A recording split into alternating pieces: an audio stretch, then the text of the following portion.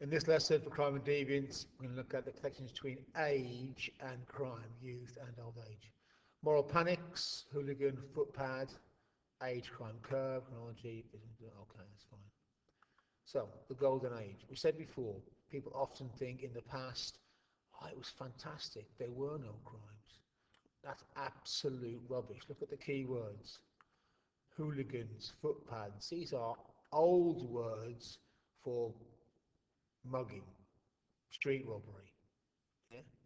It's not new. It's always been there. Where there's been cities and where there's been poverty, you've had violent crime. Right, moral panics. We've got some more work on them separately. But it's worth noticing here that the group that gets chosen to be the folk devil, the group that gets chosen to be panicked about, is almost always young.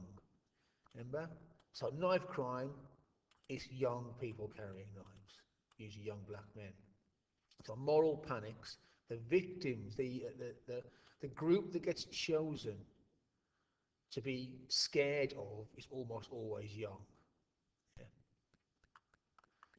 Right, but there is a thing called the age crime curve. We do get quite a big jump in convictions, at least for crimes, for people between these ages.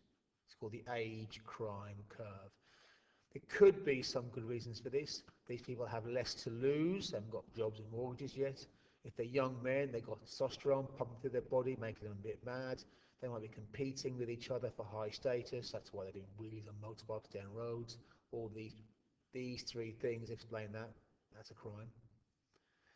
They're doing more in a minute. That might not be the full picture because of visible versus invisible.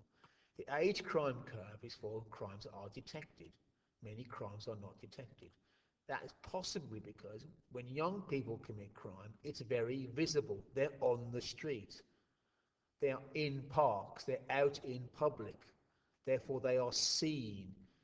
Other crimes, white-collar crime, for example, is invisible. Domestic violence is invisible because they tend to happen in private spaces, in homes, at work. So it could be that young people are just caught more for crimes rather than committing more crimes. Now, victims and age. Old people are often very afraid of crime. They're afraid of becoming the victim of crime. In reality, they are extremely unlikely. They are the least likely group to be, old people are the least likely group to be the victims of crime. The younger you are, the more likely you are to be the victim of crime. So old people and their fear of crime is basically unfounded.